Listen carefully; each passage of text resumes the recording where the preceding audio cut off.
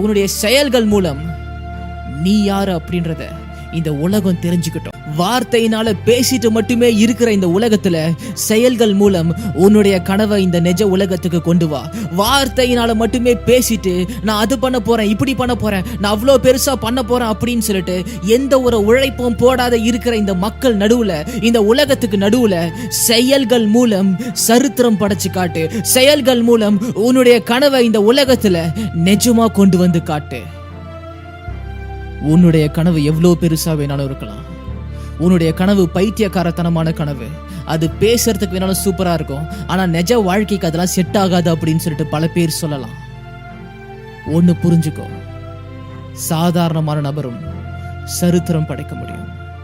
சாதாரணமான நபரும் அசாதாரணமான வாழ்க்கையை வாழ முடியும்.